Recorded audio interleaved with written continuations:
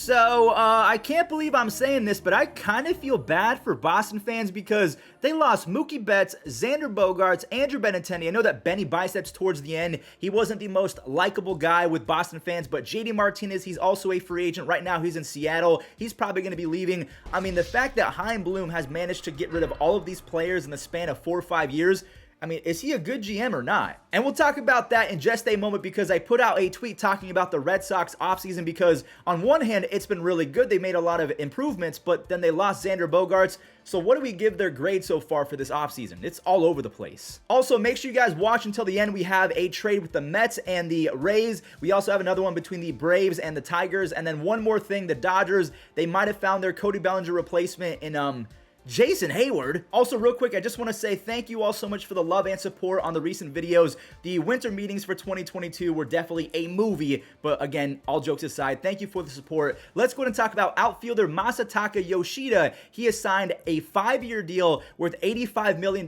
with the Boston Red Sox, and after all of the posting fees, the Boston Red Sox are in Yoshida for about $100 million, which doesn't make sense to me because they spent $100 million on a guy that isn't proven, and they only offered Xander Bogaerts $90 million in an extension before the season started. So I don't know what Chaim Bloom and the owners of the Boston Red Sox are doing, but here's Masataka Yoshida. One thing I love about this guy, he is a big-time Bryce Harper fan. He loves Bryce Harper so much, he named his dog Harper after Bryce Harper, so he is a big baseball fan. I'm really excited that the Boston Red Sox actually went after this guy because now that the Xander Bogaerts news has come out, we'll talk about him in a moment, they're going to need this guy to rake, and rake he can. And his stats are insane. He has a .419 on base percentage in 7 seasons in Japan. He's been a guy that can have 37 doubles in a season, 29 home runs in a season, and I'm going to go ahead and roll the tapes right now because this kid, not only is he insane when it comes to bat-to-ball skills, but he makes it fun as well. He doesn't just hit home runs, he pimps them.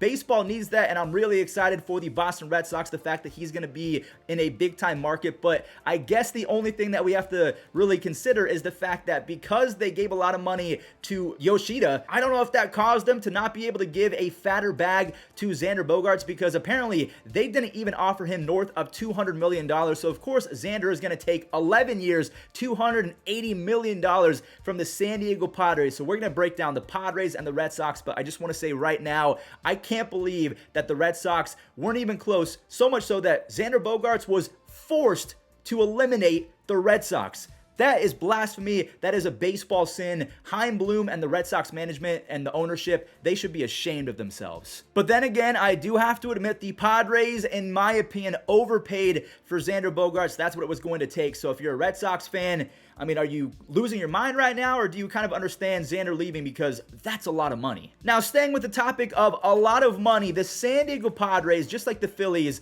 must have unlocked some unlimited money glitch. Now, I just want to mention to you guys, every team in Major League Baseball could do this, but it would require the owner to actually say, yes, I want to spend money on a team that I own instead of being cheap like the Pirates and other teams like the A's across baseball. But this is not a rant on the A's, the Pirates. You have Fernando Tatis Jr. coming back after 25 games or 30 games. I think he's only suspended for the first month of 2023. You insert Xander Bogaerts. You traded for Juan Soto. You have Manny Machado. Now, the thing about Manny Machado, he does have an opt-out after 2023. So a lot of people have been asking, what happens with Fernando Tatis Jr.? Do you put him in the outfield and then you kind of just forget about him? Do you put him at third base when Manny Machado opts out after 2023? The best answer I can provide with you guys is that the Padres have done an amazing job at having options. Manny Machado, if he leaves, you could probably put Xander Bogaerts at third or keep him at shortstop, and then Tatis is going to play third base. Maybe you give a bunch of money to Juan Soto. Again, the Padres, they have done an excellent job at building essentially a super team. When you have Tatis,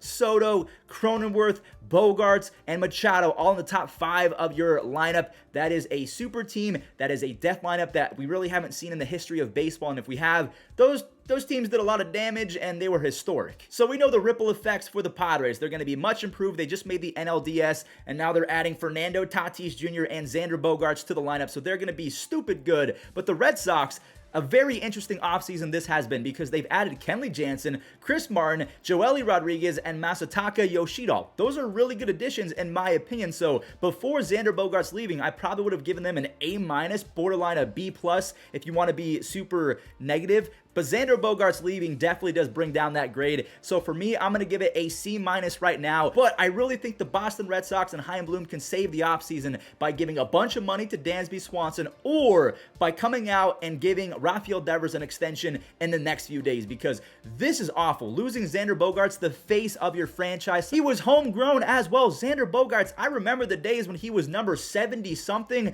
just a kid that kind of came out of nowhere. He always had the tools. He was called up. He was absolutely playing out of his mind in his rookie year. His second season, not the best, but ever since that point, he has been one of the best offensive shortstops in baseball, if not the best offensive shortstop in baseball when you take into account the last 5 or 6 years. So for me, if I'm a Boston Red Sox fan, I am not happy until we get Dansby Swanson or Carlos Correa, or we give Rafael Devers an extension. That's the only way they're getting a B+ or an A. Now, as a Cleveland fan, my heart kind of goes out to Boston fans because I know they've won a few World Series, but losing faces of the franchise, Mookie Betts, Andrew Benintendi, I don't consider him a face of the franchise, but once upon a time, Benny Biceps was very popular. Xander Bogaerts, JD Martinez is probably going to leave. The Boston Red Sox, I don't know if they really have a set identity right now, but I guess in Chaim we trust. Maybe we should stop saying that though. So now that we have the big parts of the video out the way, let's go ahead and talk about the smaller trades. The Mets have acquired Brooks Raley, so they lose Joely Rodriguez in free agency, but they pick up Brooks in exchange for a young reliever, Keyshawn Askew. We can see that Brooks Raley in 2022, he had a 2.68 ERA and 61 strikeouts in 53 innings. He decimates left-handed hitters, so the Mets finally get their lefty, even though they traded Keyshawn Askew, who is a young 6'4" lefty. So they traded a lefty for a lefty. I don't really understand this. I feel like they probably should have just called up Askew, but regardless, kind of a 1-for-1 trade, or it is a 1-for-1 trade. And then the Braves, they have acquired Briefcase Joe. He was on the Tigers. He is going to the Braves. He had a 3.49 ERA in 56 innings last year. I mean, he's decent. He's not bad. Actually, now that I'm looking at his stats, he had 77 strikeouts in 56 2/3 innings with a 12.2 strikeouts per 9 and a 2 FIP. Briefcase Joe, he showed out last year, so that is a huge pickup by the Braves. I tip my cap.